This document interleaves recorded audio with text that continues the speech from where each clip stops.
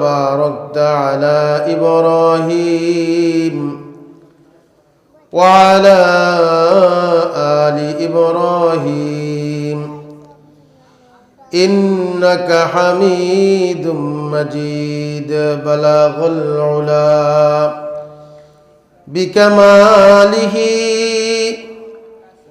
كشف الدجى بجماله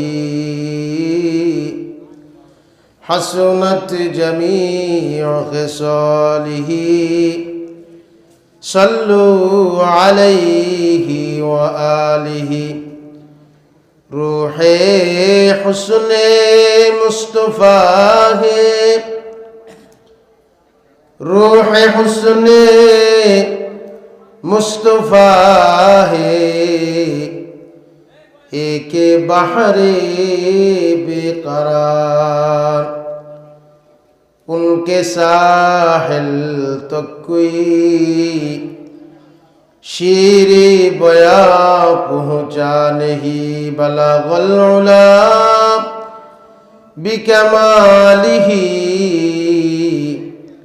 كشف الدجى بجماله حسنت جميع خصاله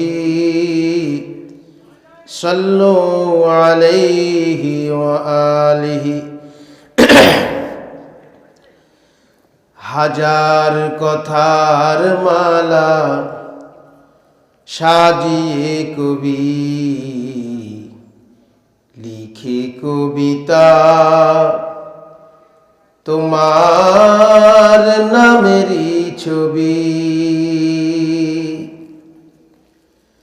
হাজার কথার মালা সাজিয়ে কবি লিখে কবিতা তোমার নামেরই ছবি শেষ হয় না তোমার নাম লেখা গান তুমি সুবহান প্রভু তুমি সুবহান তুমি সুবহান প্রভু তুমি সুবহান আল্লাহ সুবহান আল্লাহ সুবহান আল্লাহ সুবহান ও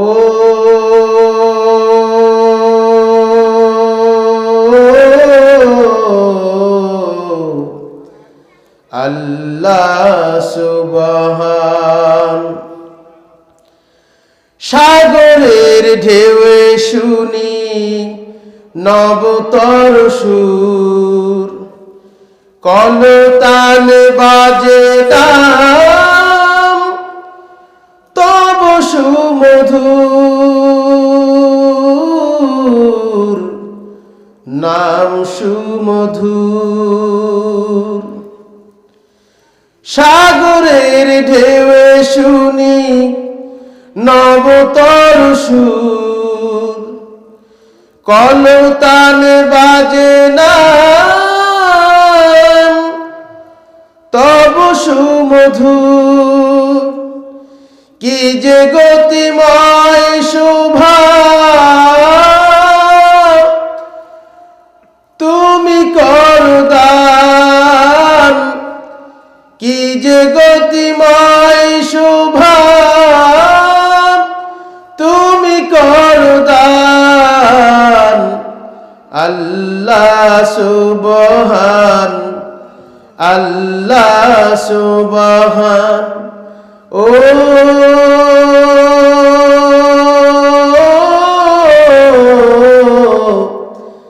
আল্লাহ সুবহান। আলহামদুলিল্লাহ।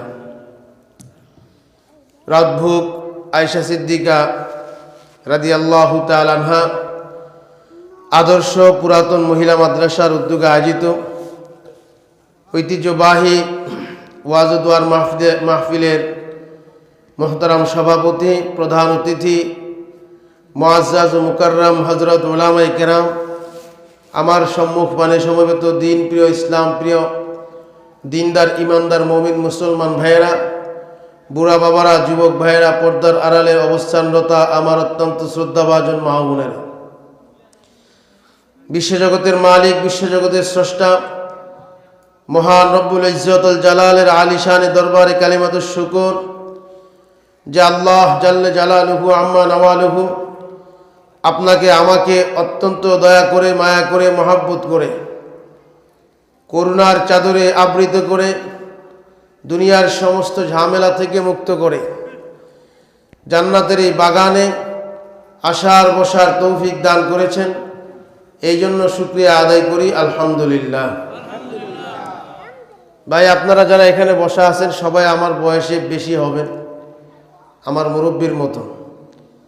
আপনাদের কাছে একটা অনুরোধ করব, আপনারা কি আমার অনুরোধটা রাখবেন? একটু মেহেরবানি করে সবাই যদি একটু দাঁড়াতেন, আল্লাহর জন্য দাঁড়িয়ে আমার কাছে এসে বসে, মেহেরবানি করে। যেভাবে বসা আছেন আমি বলি 2 জন হোক, সমস্যা নেই, কারণ ভালো কাজে সবাই আসতে পারে না। কি বলেন, কথা ঠিক নেই? আমি আপনাদের খুব দূরের কেহ এরকমও না, আবার খুব কাছের কেহ এমনও না।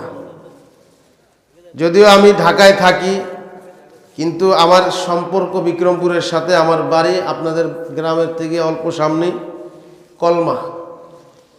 এই গ্রামে আমার অনেক আত্মীয় স্বজন আছে। চোকদার বাড়ির এখানে কেউ আসেন? একজন আছেন। এই চোকদার বাড়ির এক আত্মীয়, আপনাদের এক বোন আছে, গোপিনপুর বিয়ে হয়েছে অনেক আগের। কি নাম? শাহ আলম চোকদার, জাকির চোকদার। জাকির চোকদার আমার মামা শ্বশুর, আবার খালু শ্বশুর। তো একদিক দিয়ে আপনারা আমার আত্মীয়, বসেন বসেন দাদা বসেন। আরেক দিক থেকে আপনারা আমার গ্রামবাসী। আমার আজকে এখানে আসার কথা 10টায়। আমি ঢাকা থেকে আসরের পরে রওনা করছি। তো ঢাকার ভিতর দিয়ে প্রচণ্ড জ্যাম। এই কারণে আমি কাঞ্চন ব্রিজ হয়ে গাউসিয়া দিয়ে, মদনপুর দিয়ে, মুক্তারপুর দিয়ে আসার নিয়ত করে গাউসিয়া ব্রিজের উপর 2 ঘন্টা বসেছিলাম। এত পরিমাণ জাম যে একটা গাড়ি একটু লড়েও না। এরপরে মদনপুরের আগে নয়াপুর আইসা আরও 1 ঘন্টা বসে গেছি। পরে বাধ্য হইয়া গাড়ি ঘুরাইয়া আবার ঢাকা দিয়ে আসতে গিয়া আবার এলিভেটেড এক্সপ্রেসওয়ে পার হইয়া সেখানে 1 ঘন্টা। আল্লাহ পাকের হুকুম, আল্লাহ পাকের কুদরতের দ্বারা আপনাদের এখানে আসার আজকে তৌফিক দিছে। নাইলে আমার আজকে আইসা যে মাহফিল পাবো এমন কোনো চিন্তা ভাবনা আমার মাথায় ছিল না। এই জন্য আমি আল্লাহ পাকের শুকরিয়া আদায় করতেছি যে আমি আপনাদের সামনে আসতে পারছি। আর আজকের মাহফিলটাতে না আসতে পারলে আমার খুব খারাপ লাগতো, এই কারণে যেটা আমার গ্রামের পাশের মাহফিল। আমার অনেক আত্মীয় স্বজন এখানে আছেন, বিশেষ করে এই এলাকার অনেক মুরব্বিয়ানে কেরাম যারা কবরবাসী হয়ে গেছেন, তাদের জন্য যে একটু দোয়া করব, এই সুযোগটা থেকে আমি বঞ্চিত হয়ে যেতাম। আলহামদুলিল্লাহ, আপনাদের দোয়ায়, আপনাদের নেক নজর, আমার ভাই মুফতি মাসুম বিন নুরি সাহেব, ওনাদের নেক দোয়ার বরকতে সারা বাংলাদেশে আল্লাহ প্রতি রাত্রি ঘুরান। সারা দেশে আলহামদুলিল্লাহ আপনাদের এই অধম ছোট ভাইকে সারা বাংলাদেশে চিনে কম বেশ। তো যাই হোক, আমার আশা ছিল যে এখানে এসে 2-4টা কথা বলবো। আল্লাহ তাআলা এই আশা যে পূর্ণ করলেন, এজন্য আমি আবারও আল্লাহ পাকের শুকরিয়া আদায় করতেছি, আলহামদুলিল্লাহ। মেরে মোহতারাম দোস্ত আর বুজুর্গ, আমি আপনাদের সামনে বরকতের নিয়তে কোরআন হাকিম থেকে ছোট্ট একখানা আয়াত তিলাওয়াত করেছি। এই আয়াতটা অত্যন্ত প্রসিদ্ধ আয়াত এবং এটা আমরা সবাই জুমার দিন, বিশেষ করে খুতবার সময়, একেবারে নামাজে উঠার আগ দিয়া এই আয়াতটা শুনি। কি আয়াত? ইন্নাল্লাহা ইয়া'মুরু বিল আদলি ওয়াল ইহসান ওয়া ইতাই যিল কুরবা ওয়া ইয়ানহা আনিল ফাহশাই ওয়াল মুনকারি ওয়াল বাগই ইয়াইযুকুম লাআল্লাকুম তাযাক্কারুন ফাযকুরুনি আযকুরুকুম ওয়াশকুরু লি ওয়ালা তাকফুরুন। দাঁড়িয়ে কথা সোজা করি, কি বলো, শুনি কি শুনি না? হ্যাঁ, এই আয়াতের, যদিও আয়াতটা অত্যন্ত ছোট, কিন্তু এটার ব্যাখ্যা অনেক বড়। আর আমি পুরো আয়াতের ব্যাখ্যা করার মতো সময় আমার হাতেও নাই, আর রাত্র অনেক হয়ে গেছে, আপনাদেরকে আমি বেশি কষ্ট দিব না। আমি শুধু একটা বিষয়ের উপরে কথা বলবো, সেটা হলো প্রথম যে শব্দটা, ইন্নাল্লাহা ইয়া'মুরু বিল আদল, আদল ইনসাফ প্রতিষ্ঠা করার যে বিষয়, এই বিষয়ের উপরে আমি সামান্য কয়েকটি কথা এবং দু একটি ঘটনা ইতিহাস থেকে আপনাদের সামনে আলোচনা করার চেষ্টা করব। আল্লাহ তাআলা আমাকেও তৌফিক দান করেন এবং আপনাদেরকেও এই আলোচনা থেকে উপকৃত হওয়ার তৌফিক দান করেন, আমল করার তৌফিক দান করেন। সবাই বলেন আমিন। ভাই, আমরা জীবনে অনেক বয়ান শুনছি না? এই বিক্রমপুরে হাসাইল অঞ্চলে বহুত মাহফিল, এবং আমাদের এই প্রত্যেকের হাতে বড় মোবাইল, এটার ভিতরে ইউটিউবে হাজার হাজার মাহফিল আছে না নাই? এই গ্রামে 6-7টা 10টা মাহফিল হয়। এখন আপনাদেরকে যদি আমি জিজ্ঞাসা করি, দাদা, চাচা, মামা, একটা বয়ান আমার একটু শুনান তো, 1 ঘন্টার একটা বয়ান, হাজার হাজার বয়ান শুনছেন, এখানে আমার মনে হয় না যে কেউ সাহস করবে, হুজুর আমি 1 ঘন্টার একটা বয়ান করতে পারবো। কি বলেন? বিষয়টা কি সহজ না কঠিন? কিন্তু যদি আমরা গভীর মনোযোগ দিয়ে বয়ান শুনি এবং আমলের নিয়তে শুনি, ইনশাআল্লাহ আশা করি আজকের যে কথাগুলো আমি আপনাদের সামনে বলবো, এই কথাগুলো আগামীকালকে আপনারা আরেকজনের কাছে বলতে পারবেন, যদি ভালোভাবে শুনেন। তো জীবনের একটা বয়ান অন্তত আমার এমন হোক, যেই বয়ানটা থেকে আমি কিছু শিখছি, যে বয়ানটা আমি আরেকজনের কাছে বলতে পারবো। কি বলেন, রাজি আছেন ইনশাআল্লাহ? ভাই, দোস্ত, বুজুর্গ, আল্লাহ তাআলা এই পৃথিবীতে মানব জাতিকে সৃষ্টি করেছেন আল্লাহ পাকের গোলামি করার জন্য। বলেন কেন? আল্লাহর ইবাদত করার জন্য। আল্লাহ তাআলা এই পৃথিবীকে বড় সুন্দর করে সাজাইছেন, আপনাকে আমাকে বানাইছেন। আপনার আমার ভিতরে আল্লাহ তাআলা, আল্লাহ পাকের অসংখ্য অগণিত নিয়ামত আপনার আমার ভিতরেই আল্লাহ দিছেন। আল্লাহকে পাওয়ার জন্য বেশি দূরে যেতে হবে না। আপনার ওই পাহাড়, সাগর, নদী, নালা, খাল, বিল এগুলা দেখা এটা জরুরি না। আপনি আপনার দিকে তাকান, আপনার নিজের দিকেই তাকান। আল্লাহ কোরআনের মধ্যে বলছেন, অফি আনফুসিকুম আফালা তুবসিরুন। বান্দা, তুমি তোমার নিজের দিকে তাকাও, তাইলে তুমি আমি আল্লাহ পাকের বুঝ পেয়ে যাবে, তুমি আমি আল্লাহ পাককে পেয়ে যাবে। তোমার বেশি কিছু দরকার নাই, বেশি কিছু বুঝার দরকার নাই, পাহাড় সাগর দেখার দরকার নাই। এ বান্দা, তুমি তোমার নিজের দিকে তাকাও, আমি আল্লাহ তোমার ভিতরে কত সুন্দর সুন্দর নিয়ামত আমি আল্লাহ দিয়েছি। এইগুলা যদি উপলব্ধি করতে পারো, তাহলে তুমি আমি আল্লাহরে পেয়ে যাবা। আল্লাহ পাক রব্বুল আলামিন তোমাকে আমাকে দেখার জন্য 2টা নিয়ামত দিয়েছেন, 2টা চোখ দিয়েছেন। আল্লাহ পাক কথা বলার জন্য জবান দিয়েছেন, জিহ্বা দিয়েছেন। আল্লাহ পাক শোনার জন্য 2টা কান দিয়েছেন। আমরা যদি এইগুলার দিকে গভীর দৃষ্টিতে তাকাই, তাইলে কিন্তু আমরা আল্লাহরে পেয়ে যাই। আমাদের এই 2টা চোখ, গোস্তের টুকরা 2টা চোখ, এই চোখগুলা, এটার ভিতরে আল্লাহ কত দামি ক্যামেরা আমার আল্লাহ এই চোখের মধ্যে ফিট করে দিছেন, যেই চোখ দিয়ে তাকাইলেই কত সুন্দর দৃষ্টি দেখা যায়। যারা অন্ধ তারা জানে এই দেখার নিয়ামতের কত দাম। কথা বলেন ঠিক কিনা?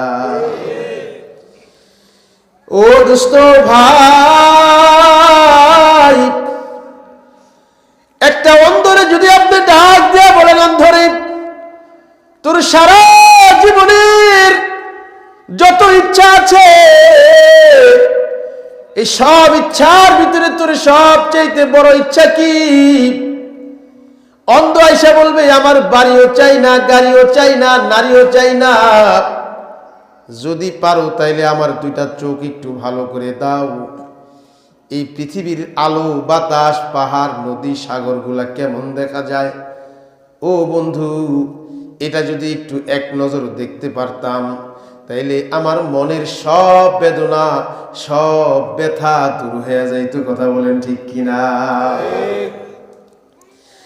একটা বোবা লোক যে কথা বলতে পারে না, নিজের মাকে মা বলে ডাকতে পারে না, যে বোবা লোকটা বাবাকে বাবা বলে ডাকতে পারে না, এই বোবা লোকটারে ডাক দিয়ে একটু জিজ্ঞাসা করেন, এ বোবা, জীবনের সবচাইতে বড় ইচ্ছাকে একটু বলো। বোবায় ডাক দিয়া বলবে, দুনিয়ার আর কোনো নিয়ামত চাই না রে ভাই, আমার জিহ্বাটাকে একটু যদি পারো দুইটা কথা বলার মতো একটু সুযোগ করে দাও, কারণ আমার এই জিহ্বা দিয়া মাকে আজ পর্যন্ত মা বলে ডাকতে পারলাম না, বাবাকে বাবা বলে ডাকতে পারলাম না, একটা বারের জন্য আল্লাহর একটা জিকির করতে পারলাম না, জীবনে একটা বারের জন্য সুবহানাল্লাহ বলতে পারলাম না, জীবনে একটা বারের জন্য আলহামদুলিল্লাহ বলতে পারলাম না। এর চাইতে বড় আক্ষেপ, এর চাইতে বড় দুঃখ আমার জীবনে আর কোনো কিছু নাই রে ভাই, একটু আমার জবানটা পারলে ভালো করে দাও। কথা বলেন ঠিক কিনা? একটা কানে শুনে না বয়রা লোকরে যদি আপনি বলেন, সে বলবে আমার কান ভালো করে দাও। এ বন্ধু, একজন পাগল মানুষরে যদি তুমি জিজ্ঞাসা করো জীবনের চাওয়া কি, বলবে আমার ব্রেনটা একটু ঠিক করে দাও। যার দুইটা হাত নাই তারে যদি জিজ্ঞাসা করো তোমার কি প্রয়োজন, বলবে আমার দুইটা হাত ভালো করে দাও। যার দুইটা পাও নাই অথবা যার প্যারালাইজ হইয়া দুইটা পা নষ্ট হয়ে গেছে, তারে যদি তুমি ডাক দিয়া জিজ্ঞাসা করো, ভাই রে তোমার জীবনের পরম পাওয়া কি, পরম চাওয়া কি, সে বলবে ভাই আমার জীবনের পরম চাওয়া হলো আমার পা দুইটা একটু সুস্থ করে দাও। কথা বলেন ঠিক কিনা? আমার ঢাকাতে একজন ভাই, যুবক ভাই, 50 বছর এখনো হয় নাই, প্যারালাইজ হয়ে দুইটা পা অচল হয়ে গেছে। একসাথে তবলিগের জামাতে গেছি, এক প্লেটে খানা খাইছি, একসাথে কত জায়গায় সফর করছি। ওই লোকটা গত বছর প্যারালাইজ হয়ে দুইটা পা অচল হয়ে গেছে। দেখা করতে গেলাম, যা বললাম ভাইজান কি অবস্থা, কি দরকার, কি প্রয়োজন, কি করব বলেন, আপনার জন্য কি করতে পারি। আল্লাহর বান্দা চোখের পানি ছেড়ে দিয়ে বলেন, হুজুর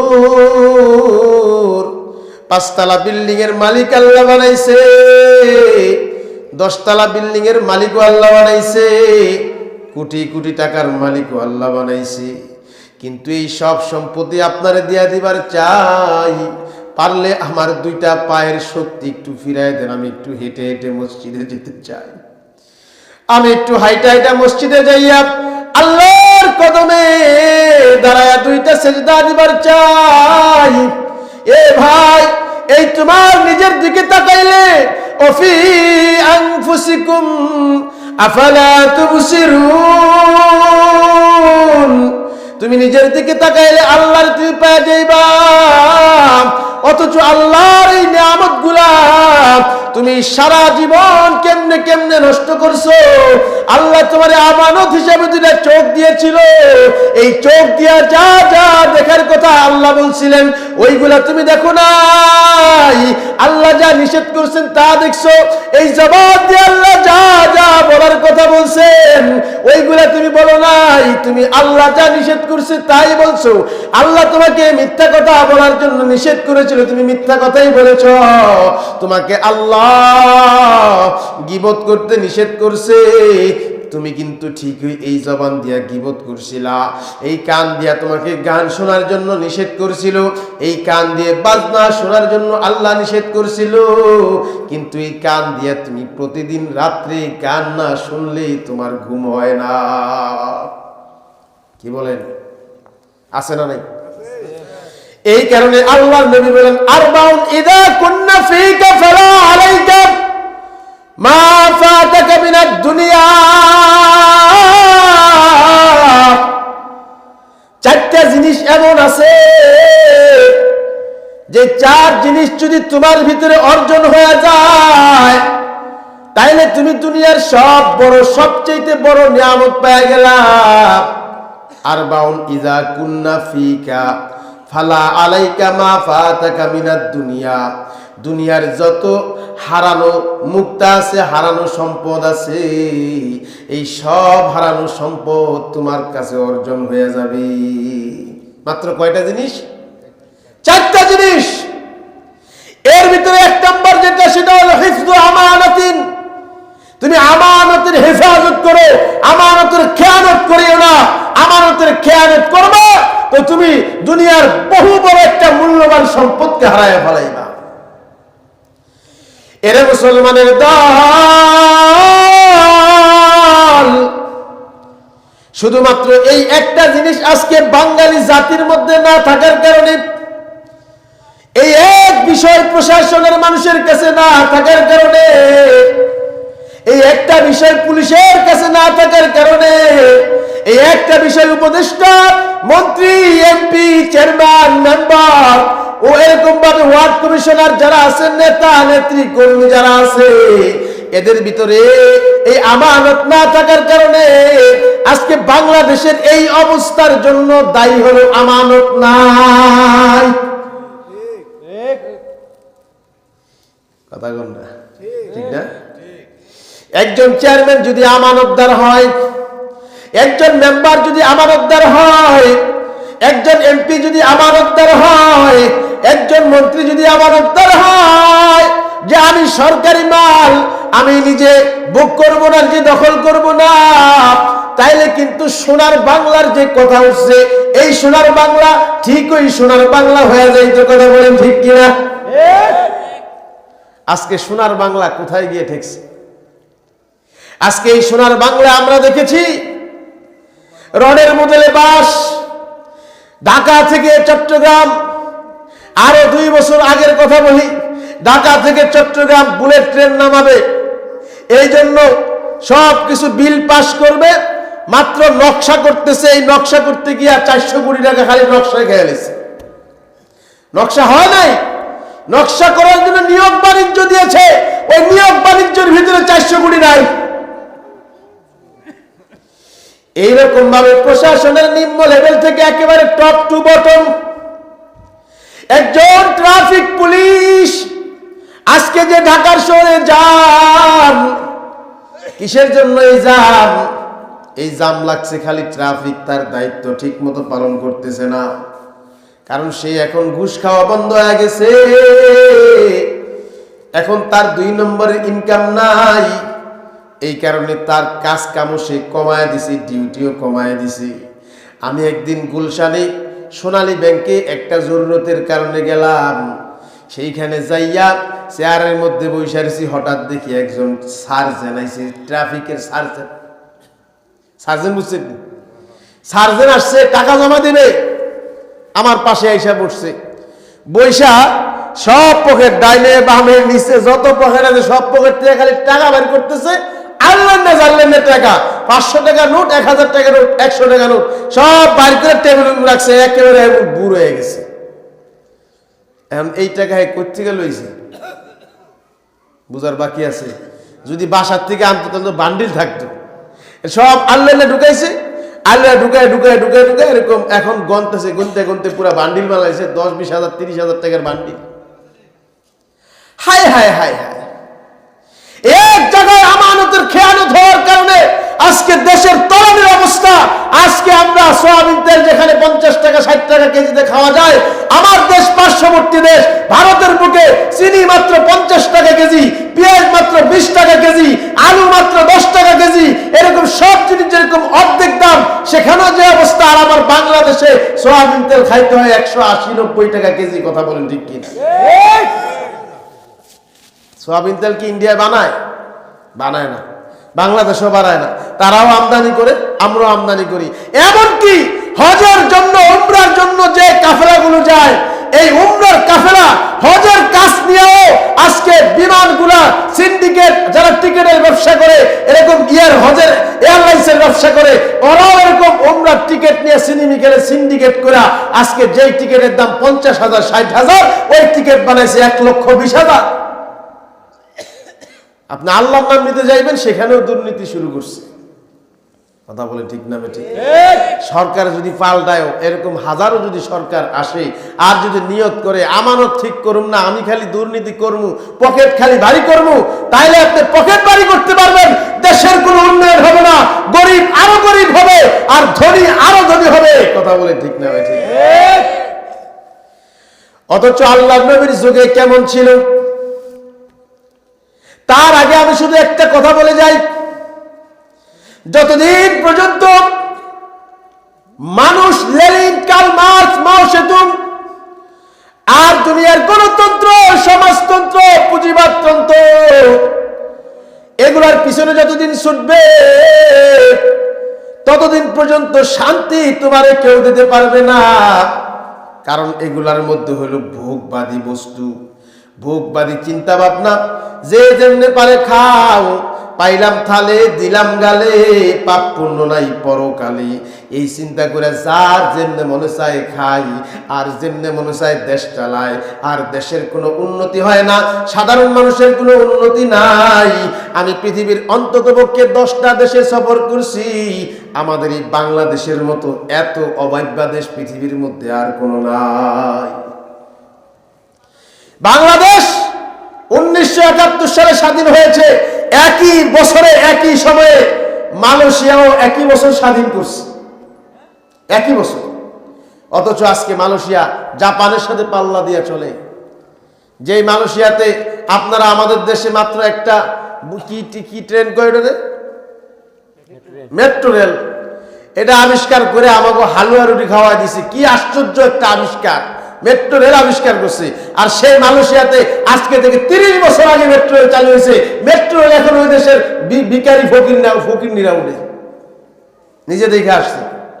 ওইখানে এখন ট্রেন চলে, উপর দিয়া এরকম ভাবে লোহা, এই নিচ দিয়া লোহার মধ্যে বাজায় দিছে, নিচ দিয়া ট্রেন চলে, নিচে কোনো কিছুই নাই। আশ্চর্য ধরনের আবিষ্কার। 1 টাকা দিয়া পুরা মালয়েশিয়া ঘুরা যায়। কয় টাকা দিয়া? 1টা রিঙ্গিট দিয়া পুরা মালয়েশিয়া ঘুরে আসতে পারবেন। কোনো দুর্নীতি নাই, কোনো চাঁদাবাজি নাই, কোনো রাহাজানি নাই, রাত্রে 1টা আর 2টা নাই, 5টা আর 20টা নাই। আপনি কোটি টাকা আপনার লগে নগদ ক্যাশ টাকা নিয়ে ঘুরবেন, কোনো ডাকাত চোর আপনার দিকে বাঁকা চোখেও তাকাতে পারবে না। অথচ আপনি এখন যদি এখান থেকে 2 লাখ টাকা নিয়ে ক্যাশ টঙ্গি বেড়ে যাইতে চান, একলা একটা অটো নিয়ে, সাহস পাইবেন? কার ভয়? সাপ ধরবো না বাঘে ধরবো? হ্যাঁ, ডাকাতের ভয়।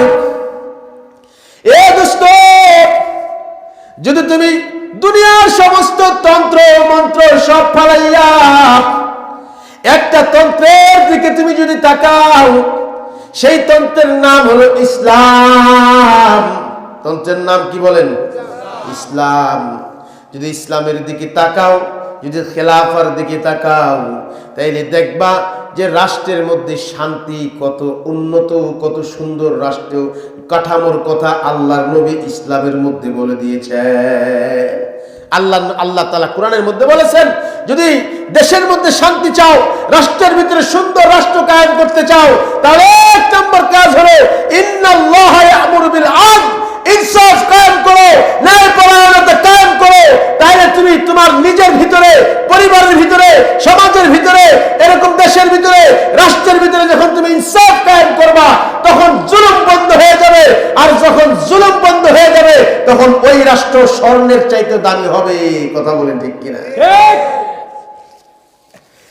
এরে মুসলমানের দল, খলিফাতুল মুসলিমিন আমিরুল মুমিনিন হযরত ওমর ফারুক রাদিয়াল্লাহু তাআলা আনহুর জামানার ঘটনা।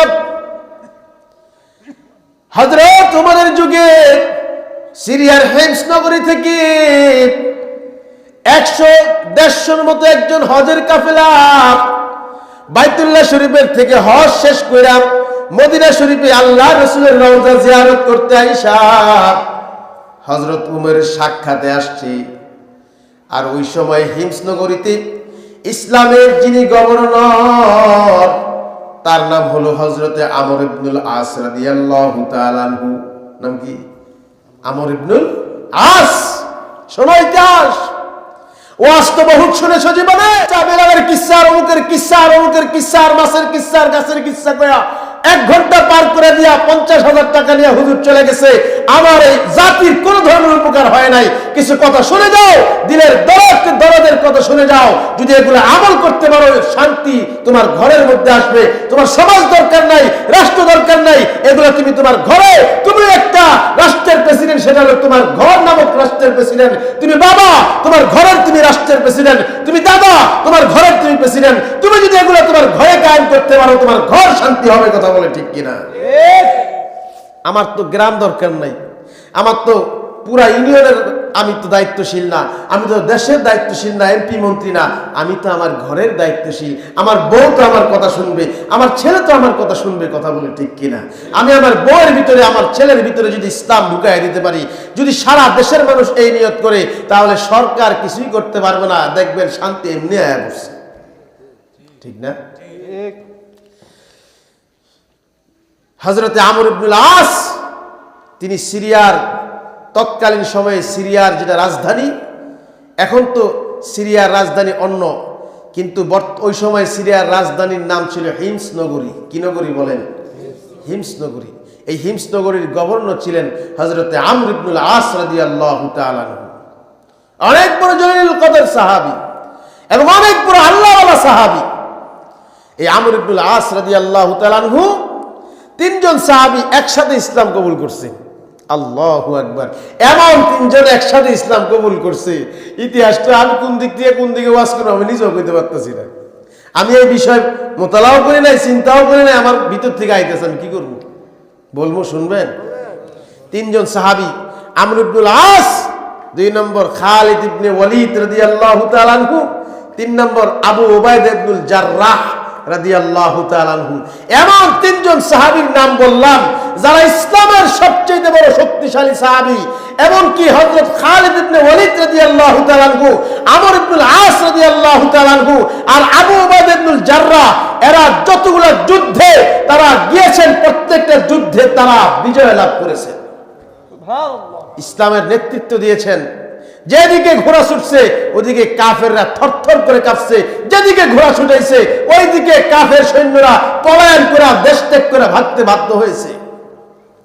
এই 3 জনে যখন নাকি আল্লাহর নবী হুদায়বিয়ার সন্ধির সময় মদিনা থেকে মক্কায় আসছিলেন উমরা করার জন্য, হজ করার জন্য, তখন তো কাফেররা বাধা দিছে যে এই বছর উমরা করতে পারবা না, ফিরে যাও। লম্বা কাহিনী সংক্ষিপ্ত করলাম, আগামী বছর আইসো। এই সন্ধি একটা চুক্তি হয়েছিল তখন মক্কার কাফেরদের সাথে।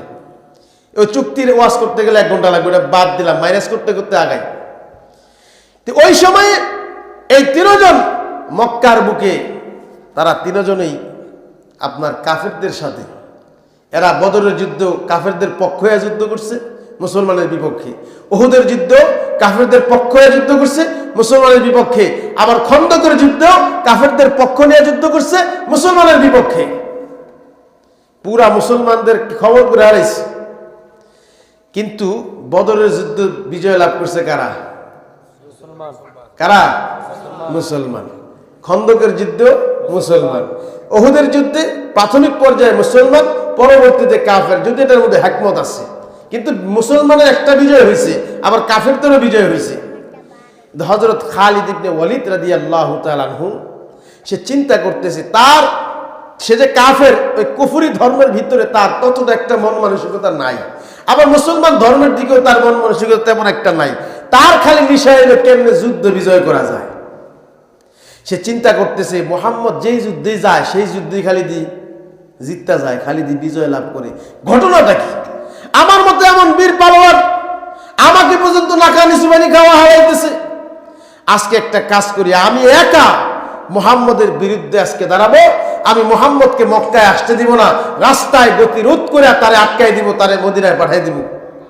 এই চিন্তা করে সে করছে কি, 4-5 জন বাহিনী লইয়া রাস্তায় এক জায়গায় যায়া সে মুসলমানদেরকে বাধা দেওয়ার জন্য দাঁড়ায় রয়েছে।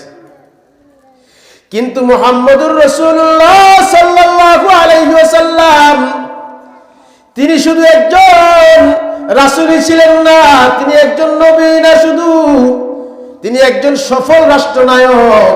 শুধুই রাষ্ট্রনায়ক না, তিনি একজন সফল সেনাপতি। তিনি করছে কি, তিনিও 4-5 জনের একটা বাহিনী দিয়া, যে রাস্তা দিয়া যাওয়ার কথা ওই রাস্তায় মাত্র 4-5 জনের বাহিনী পাঠায় দিয়া অন্য রাস্তা দিয়া সবাই নিয়ে অন্য রাস্তায় গিয়ে জায়গা মতন পৌঁছে গেছে। এদিক দিয়া খালিদ ইবনে ওলীদ দেখা যে মুসলমানের বাহিনী আইতেছে মাত্র 4-5 জন। এই 4-5 জনের সাথে কতক্ষণ তলোয়ারে দিয়া খোঁচাখুচি করে আস্তের উপরে ফলায় গিয়া তখন চিন্তা করতেছে মুহাম্মদের কৌশল কত বড়, সে আমাকে এদিক দিয়া 5 জন দিয়ে বিজি রাইখা তার ওদিক দিয়া মক্কায় চলে গেছে। বুঝছেনই কথা? এই চিন্তা করে সে বুঝছে যে আমি যত বড়ই সেনাপতি হই না কেন, আমার সাথে আর বড় সেনাপতি দিহি মুহাম্মদ সাল্লাল্লাহু আলাইহি সাল্লাম। এই চিন্তা করে সে বুঝছে যে আমার আর এই দিকে ঘুরে লাভ নাই, আমাকে মদিনায় যায় মুহাম্মদের কদমে গিয়া আমাকে মুসলমান হইতে হবে। যদি আমি মুহাম্মদের দলে ভিড়তে পারি তাহলে মুহাম্মদের পক্ষ হইয়া আমি যতগুলা যুদ্ধে যাব প্রত্যেকটা যুদ্ধে আমার বিজয় অর্জন হবে। এটাই ছিল তার নিশা। জোরে বলেন সুবহানাল্লাহ। এই চিন্তা করে মদিনার দিকে রওনা হয়েছে। যাইতে যাইতে কিছুক্ষণ যাওয়ার পরে দেখে যে আরেকজন মদিনার দিকে যাইতেছে। সে ডাক দিছে, কে ভাই তুমি মদিনায় যাও? তাকায় দেখে, মুখ ঘুরায় দেখে হযরত আমর ইবনুল আস রাদিয়াল্লাহু তাআলা, তিনি একজন বীর পালোয়ান। তুমি কই যাও? আমি মদিনায় যাই। কেন? আমার আর কুফরি মতবাদ ভালো লাগে না, আমার মুহাম্মদের ধর্ম ভালো লাগে। চিল্লায় বলেন সুবহানাল্লাহ। আর একটু সামনে গেছে তো আবু উবাইদা ইবনুল জাররাহ রাদিয়াল্লাহু তাআলা, তুমি কই যাও? কই মদিনায় যাই। কেন? ইসলাম কবুল করার জন্য। জোরে বলেন সুবহানাল্লাহ। তিনজনে যখন মত এক হয়ে গেছে, তারা মদিনায় গিয়ে আল্লাহ রাসূলের হাতে কালেমা পড়ে মুসলমান হয়ে গেছে। আল্লাহ। এই আমর ইবনুল আস রাদিয়াল্লাহু তাআলা আনহু ওমরের আমলে সিরিয়ার হেমস নগরী, সিরিয়া একটা বড় যুদ্ধ হয়েছিল। ওই যুদ্ধটার নাম ছিল মুতার যুদ্ধ। ওই যুদ্ধে হিরাক্লিয়াস বাদশাহ পুরা রোমান সৈন্যের সাথে মোকাবেলা হয়েছিল। কাদের সাথে? পুরা রোম বাহিনী, যারা মনে করেন যে বর্তমান ন্যাটো বাহিনীর মতন, আমেরিকান, ইউরোপ, যারা সব এক হইয়া তারা একটা বাহিনীর নাম বানাইছে কি? ন্যাটো। এই ন্যাটো সব জায়গায় গিয়ে ভেজাল লাগায়, আফগানিস্তান, ইরাক, ফিলিস্তিন যা আছে। কথা বলেন ঠিক না বেটি? ওই সময়ে দুইটা বাহিনী ছিল, একটা ছিল রোমান আর একটা ছিল পারস্য। রোম ছিল বর্তমান ইউরোপ যা আছে একেবারে সিরিয়া পর্যন্ত, তুরস্ক পর্যন্ত পুরাটাই রোমের আন্ডারে। আর এদিক দিয়া ইরান, ইরাক, এদিক দিয়া আমাদের আজারবাইজান, উজবেকিস্তান, তুর্কমেনিস্তান যা আছে, এই রাজ্যগুলোর নাম ছিল পারস্য। পারস্যের রাজা ছিল পারভেজ, আর রোমানদের রাজা ছিল হিরাক্লিয়াস। এই রাসূল করিম সাল্লাল্লাহু আলাইহি সাল্লামের আমলে এই হিরাক্লিয়াস বাদশার কাছে আল্লাহ রাসূল চিঠি পাঠাইছিল, এই হিরাক্লিয়াস, মানুষের সংখ্যা মাত্র 200-300 সাহাবাদের সংখ্যা, আর ওদিকে রোমানদের সংখ্যা হলো প্রায় 3 লাখ 4 লাখ খালি সৈন্যবাহিনী। তাদের কাছে আল্লাহ রাসূল চিঠি পাঠাইছিল যে তুমি এক আল্লাহর বিশ্বাসী হয়ে যাও, তাহলে তুমি নাজাত পেয়ে যাবা। যাই হোক, আমি ওইদিকে যাব না, লম্বা ঘটনা, আরেকদিন শোনাবো ইনশাআল্লাহ যদি আল্লাহ তৌফিক দেয়। এই আমর ইবনুল আস রাদিয়াল্লাহু তাআলা আনহু সিরিয়ার হিমস নগরীর গভর্নর। যখন নাকি ওই সিরিয়ার, এই যে বলছিলাম 150 সিরিয়ার নাগরিক মদিনার মধ্যে হযরত ওমরের সাথে সাক্ষাতে আসছে, ওমর তাদেরকে ডাক দিয়া বলতেছে, তোমরা তোমাদের দেশের খবর কি? বলে, আমাদের দেশ বড় ভালো চলতেছে। আমরা যখন রোমানদের অধীনে ছিলাম তখন আমাদের অশান্তির কোনো শেষ ছিল না, কিন্তু বর্তমানে যখন আমরা মদিনায় ইসলামী খেলাফতের আন্ডারে আছি তখন আমাদের শান্তির কোনো অভাব নাই। ওমর তো মনে মনে খুশি, কারণ ওমর হলো বাদশাহ, তার গভর্নর ওই দেশ চালাইতেছে, দেশের যেহেতু রিপোর্ট ভালো, বাদশাহ কি খুশি। এবার হযরত ওমর রাদিয়াল্লাহু তাআলা আনহু খুশি হয়ে তাদেরকে বলতেছে, তোমাদের দেশের 100 জনের একটা গরিব মানুষের লিস্ট দিয়া যাও, যাদের জন্য আমি মদিনা থেকে, রাষ্ট্রের কোষাগার থেকে একটা বড় ধরনের হাদিয়া পাঠাবো, যাতে গরিব মানুষগুলা এই টাকা দিয়ে ব্যবসা বাণিজ্য করে খায়া ভালো থাকতে পারে। সুবহানাল্লাহ। পুরস্কার হিসাবে 100 জন গরিব মানুষের লিস্টি দাও। লিস্টি দিছে। এখন লিস্টি যখন পড়া শুরু করছে, 1 নাম্বার গরিবের নাম হলো ওই দেশের গভর্নর হযরত আমর ইবনুল আস রাদিয়াল্লাহু তাআলা আনহু। সুবহানাল্লাহ আসতে গেলে ভালো হয় নাকি? সুবহানাল্লাহ। দেশের গভর্নর, মনে করেন ভারতের একটা অঙ্গরাজ্য হলো কলকাতা, পশ্চিমবঙ্গ। এই পশ্চিমবঙ্গের মুখ্যমন্ত্রী কেনা মমতা ব্যানার্জি। মমতা ব্যানার্জি হলো নরেন্দ্র মোদীর একটা গভর্নর, ঠিক না? ঠিক তেমনি ভাবে আমর ইবনুল আস হলো হিমস নগরী। তৎকালীন সময়ে পুরো বিশ্বের সবচেয়ে আধুনিক শহর ছিল সিরিয়ার হিমস। এই হিমসের গভর্নর ছিল হযরত আমর ইবনুল আস। এত বড় ধনী রাষ্ট্রের ঢাকা শহরের মতন বিশাল শহর, এত বড় শহরের যিনি গভর্নর, তিনি হলেন ওই শহরের সবচেয়ে গরিব। লিস্টি দিছে কারা? লিস্টি দিছে জনগণ। কার কাছে? পুরা অর্ধজাহানের বাদশার কাছে লিস্টি দিছে জনগণ। আমার দেশের গরিবদের মধ্যে 1 নম্বর গরিব কেডা? হযরত আমর ইবনুল আস রাদিয়াল্লাহু তাআলা। ওমর এবার খুশি হয়ে গেছে। হযরত ওমর খুশি হয়ে আমর ইবনুল আসের জন্য স্পেশাল একটা পুরস্কারের পুটলা বানাইছে। 1000 দিনার। 1000 দিনার মানে কি? বর্তমান সময়ে 1000 দিনারের দাম প্রায় 2.5 লক্ষ টাকার চাইতে আরো বেশি। ওই আমলের 2.5 লাখ, এই আমলের কয় কোটি? মাত্র 50 বছর আগেও দেখছেন আপনারা ইলিশ মাছ একটা 2 টাকা হইলে পাওয়া যাইতো, আর 10 টাকা 20 টাকায় 1 মণ চাল পাওয়া যাইতো, একটা গরু পাওয়া যাইতো 50 টাকায় 60 টাকায়। এত বড় বিশাল উপঢৌকন নিয়ে ওই এলাকার মানুষগুলো হিমস নগরীতে ফিরে গেছে। যাওয়ার পরে তাদের গভর্নরের বাড়িতে, গভর্নর হাউসের ভিতরে ওই উপঢৌকনটা যখন পৌঁছায় দিছে, উপঢৌকনটা যখন মদিনা থেকে আসছে, মদিনা থেকে আসার পরে হযরত আমর ইবনুল আসের ঘরে যখন উপঢৌকন পৌঁছাইছে, হযরত আমর ইবনুল আস যখন টাকার পোটলা খুলছে, দেখে যে ওই টাকার পোটলার ভিতরে 1000 দিনার, 1000 স্বর্ণ মুদ্রা মদিনা থেকে তার রাজদরবারে পাঠাইছি, গভর্নরের কাছে পাঠাইছি। আমরা যদি 1000 দিনার পুরস্কার পাইতাম, তাইলে আমরা কি করতাম? একটা সাংবাদিক সম্মেলন করে পুরা দেশের মানুষকে জানায়া যে আমি সরকারের থেকে পুরস্কার পাইছি, ঠিক না? আমি এরকম ভাবে এই পুরা পোস্টারিং ব্যানার টানার করে পুরা এলাকা লাগাই দিতাম। আর হযরত আমর ইবনুল আস যখন এই পুরস্কারের পোটলা হাতে পাইছে, সাথে সাথে এমন জোরে বলছে, ইন্না লিল্লাহ ইন্না লিল্লাহ ইন্না লিল্লাহ। বউ তো ঘরের ভিতরে, দরজার ভিতরের থেকে মনে করছে না জানি মদিনায় কি ঘটে গেছে। আমর ইবনুল আস ইন্না লিল্লাহ বলছে, তাহলে কি ওমর মারা গেছে? ইন্না লিল্লাহ আমরা কোন সময় পড়ি? মারা গেলে পড়ি না? এই আমর ইবনুল আস রাদিয়াল্লাহু তাআলা আনহু বিবি দৌড়ে আসছে। আয়েশা স্বামীর ডাক দিয়া কয়, স্বামী আমার, আকুতিরা ওমর, ওমর কি মারা গেছে নি? কয় এর চাইতে বাল আকবার মিনহু, ওমর মরার চাইতে আরো বড় খারাপ খবর। কি খারাপ খবর? তাইলে কি বড় একটা বাহিনী কাফেরদের সাথে যুদ্ধ করতে গিয়া মারা গেছে? বলে না না, তার চাইতে আরো খারাপ খবর। কি খবর? কয় আমার ঘরের মধ্যে হযরত ওমর দুনিয়া ঢুকায়া দিছি, যে এই দুনিয়া আমাকে আখিরাত থেকে গাফেল করে দিছি। কি বুঝলেন? দুনিয়া আমার ঘরে ঢুকায় দিছে। আমি সব সময় চেয়েছি দারিদ্রের কষাঘাতে আমি পিষ্ট হয়ে আমি না খেয়ে থাকতে রাজি, কিন্তু দুনিয়ার মাল দৌলত টাকা পয়সা এগুলো থেকে আমি 100 হাত দূরে থাকি, যা আমাকে আল্লাহর ইবাদত থেকে আমাকে শেষ করে দিবে। এই কথা বইলা হযরত ওই আমর ইবনুল আস এই পুরা পুরস্কারটা আবার মদিনায় পাঠিয়ে দিছে। আমি এই পুরস্কার চাই না। তো ওমর মনে করছে পুরস্কার যেহেতু ফেরত আসছে, মনে হয় টাকা কম হয়ে গেছে, আরো 1000 লোকে লাগায় 2000 পাঠাইছে, এইবারও ফেরত পাঠাইছে, 3000 পাঠাইছে, এইবারও ফেরত পাঠাইছে। এইবার হযরত আমর ইবনুল আস রাদিয়াল্লাহু তাআলা চিঠি লিখে পাঠাইছে যে আমার আখিরাতকে আমি আমার দুনিয়া দিয়ে বরবাদ করতে চাই না। কারণ আল্লাহ কোরআনের মধ্যে বলছেন, ওমান আরাদাল হায়াতাদ দুনিয়া নুতিহি মিনহা ওমা লাহু ফিল আখিরাতি মিন নাসিব। কয় আমার যে নাকি আখিরাত চায়, দুনিয়া চায়, সে দুনিয়াতে তাকে আমি কিঞ্চিত দিব, আখিরাত তার জন্য শেষ। আখিরাতে কিচ্ছু নাই।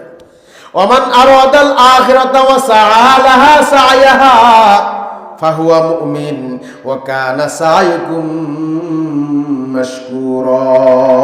আর যে আখিরাত চায়, দুনিয়া তকদিরে যা আছে তা তো সে পাবেই পাবে, আর আমি আখিরাতে তাকে জান্নাত দিয়ে দিব। সুবহানাল্লাহ। এই কথা যখন চিঠির মধ্যে পাইছি, হযরত ওমর বলে, আমার আমর ইবনুল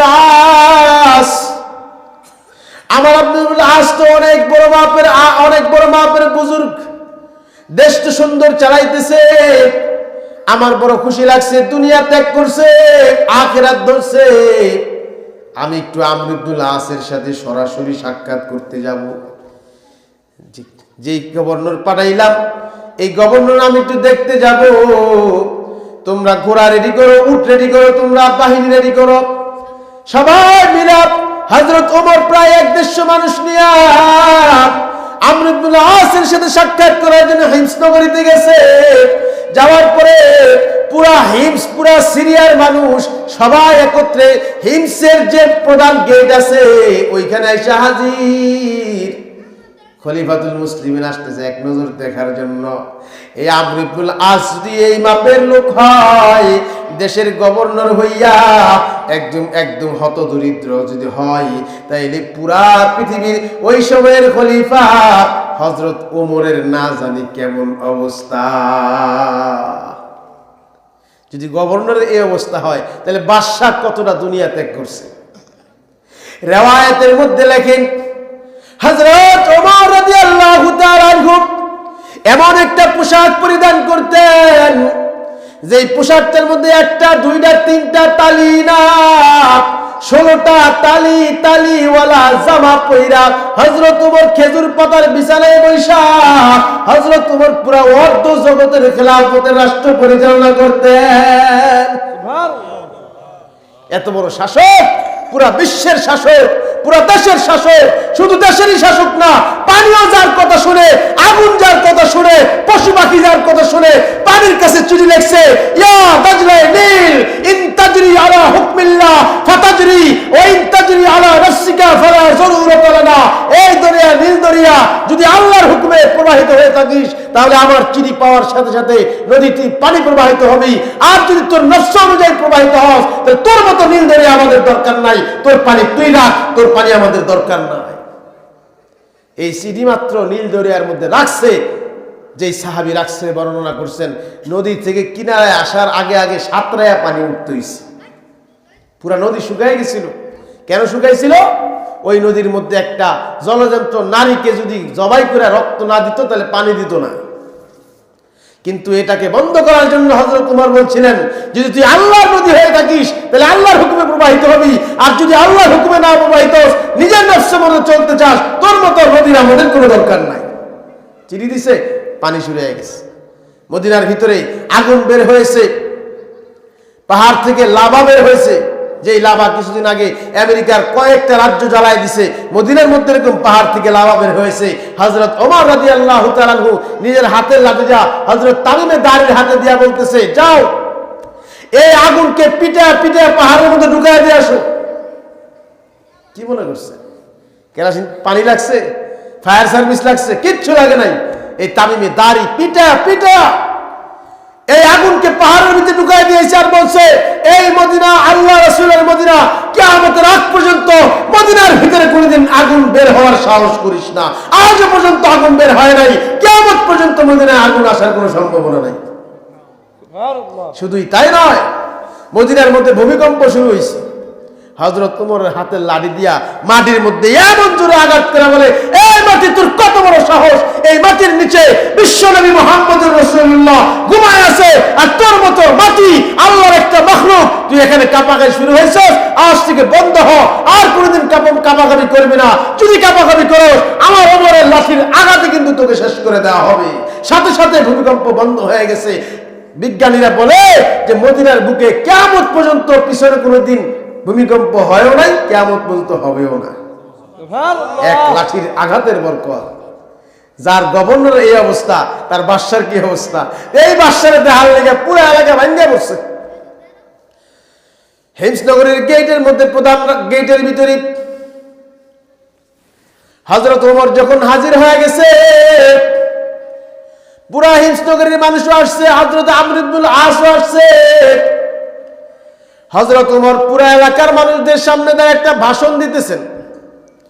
এই হিমসনগরের মানুষ, আমি ওমর, আমার নির্বাচন এটা নষ্ট হয় নাই। আমি যাকে নির্বাচন করে তোমাদের এলাকায় পাঠাইলাম, আমি খবর নিয়ে দেখছি তিনি অনেক ভালো দেশ চালাইতেছে, কোনো দুর্নীতি করে নাই, 2 নম্বরে করে নাই, কোনো 2 নম্বরের কোনো রিপোর্ট তার কাছে নাই। এরকম একটা তার গভর্নরকে নিয়ে সুন্দর একটা ভাষণ যখন দেওয়া শুরু করছে, এমন সময়ে 3-4 জন আশেপাশের থেকে দাঁড়ায় গেছে, বলে আমাদের গভর্নরের ব্যাপারে আমার অভিযোগ আছে। একজনকে আমার আরেকটা অভিযোগ আছে, আরেকজন দাঁড়াইছে আমার আরেকটা অভিযোগ আছে, আরেকজন দাঁড়ায় আমার একটা অভিযোগ আছে। হযরত ওমর তো মাথার মধ্যে আকাশ ভাঙ্গা পড়ছে যে কি শুই না আসলাম, এখন দেখি তার বিরুদ্ধে কোনো অভিযোগের শেষ নাই। বলো তোমার কি অভিযোগ, তুমি তোমার অভিযোগটা বলো। একজন দাঁড়ায় বলতেছে, এই আমর ইবনুল আস, তাকে আমরা সপ্তাহের মধ্যে 6 দিন পাই, কিন্তু একদিন তাকে আমরা সপ্তাহের মধ্যে এরকম ভাবে পরিষদের ভিতরে পাই না। এটা জিজ্ঞাসা করলো ওই দিন তিনি আমাদের সার্ভিস কেন দেয় না, এই একদিন না পাওয়ার কারণে আমাদের সমস্যা হয়। বুঝছেন নি কথা? সপ্তাহে কয়দিন পায় না? একদিন পায় না। আর আমাদের দেশের গ্রামের চেয়ারম্যান হইলে সপ্তাহে একদিন আহে গ্রামে, ঠিক না? হ্যাঁ, মাসে একদিন আহে। হ্যাঁ, আল্লাহ, হ্যাঁ, সপ্তাহে একদিন পায় না, 6 দিন কিন্তু পায়। আরেকজন দাঁড়ায় বলতেছে আমার একটা অভিযোগ আছে। কি অভিযোগ? দিনের বেলা ঠিকই ডিউটি করে, কিন্তু রাতের বেলা ডিউটি করে না। হ্যাঁ, দিনও দিব রাইতেও দিব, 24 ঘন্টা খালি মাইন ছেড়ে দিব, আর বেড়া কাম নাই। কথা বলে ঠিক না বেঠিক? আমাদের দেশে আপনি চেয়ারম্যানের বিরুদ্ধে অভিযোগ করতে পারবেন, পুলিশের বিরুদ্ধে অভিযোগ করতে পারবেন। আজকে অভিযোগ করবেন, কালকে আপনি গুম হয়ে যাবেন, ঠিক না বেঠিক? আরেকজন দাঁড়ায় বলতেছি আপনার এই গভর্নর প্রতিদিন সকালবেলা আধা ঘন্টা দেরি কইরা অফিসের মধ্যে আসে, অথচ আমাদের দেশের একটা সাধারণ আমলা দারোয়ান সরকারি চাকরি করে আধা ঘন্টা তো দূরের কথা, 3-4 ঘন্টা 5 ঘন্টা পর্যন্ত দেরি করে অফিসে আসে, ঠিক না? মেডিকেলের বড় বড় ডাক্তার নিজের চোখে দেখেছি, ঢাকা মেডিকেলের বড় ডাক্তার প্রত্যেক দিন আসার কথা, কিন্তু আসে 1 ঘন্টার জন্য। অথচ ঢাকা মেডিকেলে বসার কারণে তার ভিজিট হয়েছে 2000 টাকা, কিন্তু মেডিকেলে আসলে ভিজিট পায় মাত্র 10 টাকা। এই কারণে মেডিকেলে সময় দেয় 1 ঘন্টা, আর পার্সোনাল যে চেম্বার আছে ওই চেম্বারে দেখেন গা 2-4-10 জায়গায় চেম্বার করি, লক্ষ লক্ষ কোটি কোটি টাকা কামাই করে। কথা বলেন ঠিক কিনা? হযরতে ওমর রাদিয়াল্লাহু তাআলা আনহু আমর ইবনুল আসকে দাঁড়া করাইছে, এ আমার, তোমার প্রথম অভিযোগ তুমি সপ্তাহে একদিন আসো না, কেন একদিন আসো না? তুমি জবাব দাও, তোমার জাতি জানতে চায়। আমর ইবনুল আস বলে, এ জাতি শুনো, আমার মাত্র একটা মাত্র পোশাক, আমার মাত্র একটা মাত্র পোশাক, যেই পোশাকটা পরে আমি তোমাদের সাথে আইসা রাজদরবারে বসি, এই পোশাক ছাড়া আমার দ্বিতীয় আর কোনো পোশাক নাই। এই কারণে সপ্তাহে একদিন আমি ওই পোশাকটা কাপড় চোপড় ধুইয়া দেই, আমি আমার স্ত্রীর একটা কাপড় পরে ঘরে বসে থাকি। যখন নাকি ওই দিন শুকায়া যায়, পরের দিন ওই পোশাকটা পরে তোমাদের দরবারে আসি। এই কারণে সপ্তাহে একদিন আমার আসা যায় না, এবং ওই দিন আমার স্ত্রীর অসুস্থ স্ত্রীর থালা বাসন থালা বাটি যা আছে, ঘরের পাতিল হাড়ি পাতিল যা আছে, রান্নার জন্য যা লাগে, এই সবগুলো আমি ওই দিন জোগাড় করে দিই, থালা বাসন ধুইয়া দিই। আমার ঘরে আলাদা কোনো খাওয়া দেওয়া নাই, আমার ঘরে আলাদা কোনো বুয়া নাই। অথচ রিক্সাওয়ালার ঘরেও বর্তমানে একজন বুয়া আছে, আইসা থালা বাসন ধুইয়া দিয়া যায়।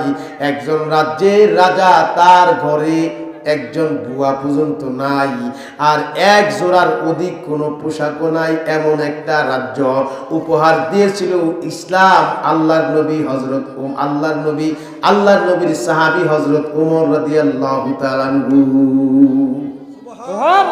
ওই দেশে শান্তি আসবে না, শান্তি আসবে কোন দেশে? তুমি দিনের বেলা আসো, রাতের বেলা আসো না, কারণ কি? কয় আমি দিনের বেলা আমার কসম তো আমি আমার দিন এবং রাতকে ভাগ করে ফেলাইছি। আমি দিনটা দিয়েছি দুনিয়ার জন্য, কিন্তু আমার রাত্রটা দিয়েছি আমার আল্লাহর জন্য। আমি সন্ধ্যার পর থেকে আল্লাহর গোলামি করি, প্রত্যেক দিন রাতের বেলা নফল নামাজ পড়ি, আমি প্রত্যেক দিন রাতের বেলা সন্ধ্যার সময় নামাজে দাঁড়াই, আর ফজরের সময় নামাজ শেষ করি। প্রতিদিন এক খতম কোরআন শরীফ নামাজের মধ্যে প্রত্যেক দিন শেষ করি। দিনের বেলা আমি মানুষকে দেই, আর রাতের বেলা আমি আল্লাহরে দিই। তুমি যে মাঝে মাঝে আরেকটা রোগের কথা একজনে দাঁড়ায় কইছে, আরেকটা কথা কি? মাঝে মাঝে দিয়ে অজ্ঞান হয়ে পড়ে যায়। কি হয়ে পড়ে যায়? আরে আপনি কি বানাইছেন? গভর্নর বানায়া একটা রোগী মাঝে মাঝে অজ্ঞান হয়ে পড়ে যায়। হযরত ওমরকে ডাক দিয়ে বলে, এই আমর ইবনুল আস, তুমি মাঝে মাঝে অজ্ঞান হয়ে যাও, কারণ কি? হযরত আমর ইবনুল আস রাদিয়াল্লাহু তাআলা আনহু বলে, এই ঘটনাটা আমি বলতে চাই নাই, এই কথাটা আমি গোপন রাখতে চাইছিলাম, কিন্তু আজকে যেহেতু এলাকার মানুষ আমাকে জবাব দিতে বলছেন, এই জন্য আমার বলতে হইতেছে। আমি মক্কার মধ্যে যখন ছিলাম, ওই সময়ে মক্কার মধ্যে একজন মুসলমানকে হত্যা করা হয়েছিল। ওই মুসলমানের নাম হলো হযরত খুবাইব রাদিয়াল্লাহু তাআলা আনহু। মদিনা থেকে উহুদের যুদ্ধে হযরত খুবাইব রাদিয়াল্লাহু তাআলা আনহুকে ধরে আনছিল মক্কায়। যুদ্ধের বন্দী, তার জন্য রায় হয়ে গেছে, খুবাইবকে ফাঁসির কাস্টে ঝুলাও, ফাঁসি দিয়া তাকে হত্যা করো। এই কারণে আগামী শুক্রবার মক্কার ওকাস নামক বাজারে তারে ফাঁসি দেওয়া হবে প্রকাশ্যে। আর পুরা মক্কার সমস্ত মানুষগুলা ওই এলাকার বাজারের আশেপাশে সব জড়ো হয়ে গেছে, মুসলমানকে কেমনে হত্যা করে, মুসলমানকে কেমনে ফাঁসির কাস্টে ঝুলায় এটা দেখার জন্য। সবাই যখন চতুর্দিকে দাঁড়ায় রয়েছে, আমিও তখন দর্শনার্থীদের মধ্যে দাঁড়ায় আছি। এমন সময় ওই মক্কায় আবু সুফিয়ান, যিনি পরবর্তীতে মুসলমান হয়েছেন, আবু সুফিয়ান গিয়া খুবাইবকে বলতেছে, খুবাইব রে, তোর কাছে দুইটা প্রস্তাব দিলাম। এক নাম্বার প্রস্তাব, তুই ইসলাম ছেড়ে দে, তোরে আমরা মুক্ত করে দিব, তোরে আমরা আগের মতো সম্মান করব। আর যদি ইসলাম না ছাড়ো, তাইলে এই যে দেখতেছো শুলির মধ্যে চড়াবো, আর প্রকাশ্যে তোরে আমরা জবাই করে মেরে ফেলবো। হযরত খুবাইব কয়, আমার একবার নয়, দুইবার নয়, তিনবার নয়, আমারে যদি একবার হত্যা করো, এরপরে যদি আল্লাহ আবার আমার মধ্যে জান দেয়, আবার যদি আমারে হত্যা করো, আবার যদি জান দেয়, সুম্মা হুইয়া সুম্মা উক্তাল, সুম্মা হুইয়া সুম্মা উক্তাল, এভাবে 1000 বার আমি মরতে রাজি আছি, কিন্তু একবারের জন্য আল্লাহর কালেমা ছাড়তে আমি রাজি না। আল্লাহু আকবার বলেন, আল্লাহু আকবার। এরপরে খুবাইবকে ডেকে বলতেছে, বল, ইসলামটা ছেড়ে দে, তোকে আমরা মক্কার সবচেয়ে সুন্দরী নারী দিয়ে বিয়ে করাই দিব, মক্কার নেতা বানাই দিব, মক্কার পুরো অর্ধেকের রাজ্যের রাজা বানাই দিব। হযরত খুবাইব কয়, মক্কার সবচেয়ে সুন্দর নারী তো আমার বিবাহ করাই দিবা, এটা তোমাদের জন্য সম্ভব? মক্কার রাজ্য দিয়া দিবা, এটা তো তোমাদের জন্য সম্ভব, কিন্তু যেটা অসম্ভব সেটাও যদি সম্ভব করতে পারো, আমার এক হাতে যদি আকাশের চাঁদ আইনা দাও, আরেক হাতে যদি আকাশের সূর্য আইনা দাও, তারপরও আমি 1 সেকেন্ডের জন্য ইসলাম ছাড়তে পারবো না। তাহলে তো তোমার এবার ফাঁসি, তোমাকে আমরা অনেকবার সুযোগ দিয়েছি, এবার তোমাকে আমরা হত্যা করব। বলো, হত্যার আগে জীবনের কোনো শেষ কোনো ইচ্ছা আসেনি? হযরত আমর ইবনুল আস বলতেছেন, আমি দাঁড়ায় দাঁড়ায় তামাশাগুলো দেখতেছিলাম আর অবাক হচ্ছিলাম যে একজন মানুষের সামনে এত এত অফার থাকতে সে ওই অফারগুলোকে প্রত্যাখ্যান করিয়া জীবনের শেষ হত্যা ফাঁসি অথবা কতল এটাকেই পছন্দ করে নিল, কেমন ধর্মের মানুষ হইতে পারে? এগুলো দেখতেছিলাম, আর আমার মধ্যে খালি ইসলামের প্রতি দুর্বলতা আসতেছিল।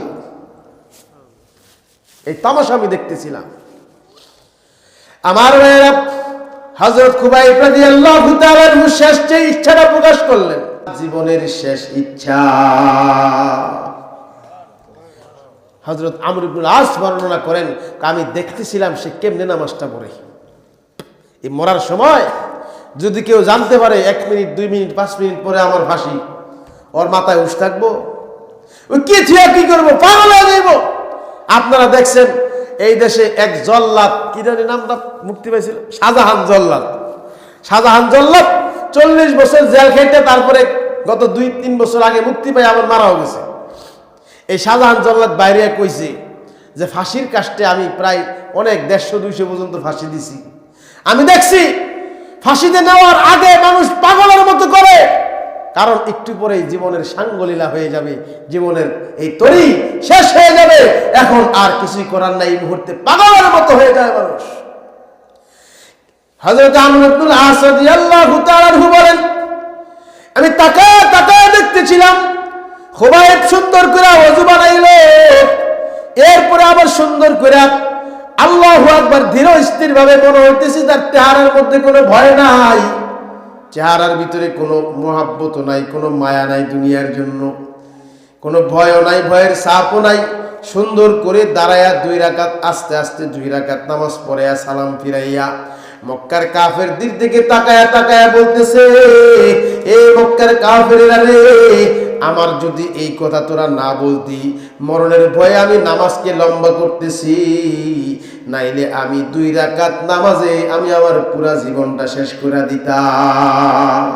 শুধু তোরা বলবি যে মরণের ভয়ে বুঝি নামাজ দেরি করতেছে, এই কারণে তাড়াতাড়ি নামাজ শেষ করতেছি, এখন তোদের যা ইচ্ছা তাই কর, আমার আর কোনো দ্বিধা নাই, কারণ আমার নামাজের ভিতরে আমার আল্লাহর সাথে কথা হয়ে গেছে। সুবহানাল্লাহ। এবার মক্কার কাফেররা হামলা করে পড়ছে, যুবক শ্রেণীর মানুষগুলা তলোয়ার নিয়ে, কেউ চাকু নিয়ে, কেউ আইসা হযরত খুবাইবের কান কাইটা ফলাইতেছে, কেউ আইসা নাকটা কাইটা ফলাইতেছে, কেউ আইসা হাতের আঙ্গুলগুলো কাটতেছে, কেউ আইসা কল্লাটা কাটতেছে, কেউ আইসা বুকটা ফাইরা কলিজা বাইর করে মানুষের সামনে দেখাইতেছে আর আনন্দ উপভোগ করতেছে। আর আমি এদিক দিয়ে এই দৃশ্য দেখা আমি পাগল পারা হয়ে যাইতেছিলাম। আমি এই দৃশ্য দেখা আমি নিজের আর স্থির করতে পারি নাই। আমি যে ওই যে বেহুশ হয়ে পড়ে গেলাম, আমি অনেকক্ষণ পরে যখন আমার হুঁশ ফিরে আসলো, আমি আর নিজের মক্কার মধ্যে রাখতে পারলাম না।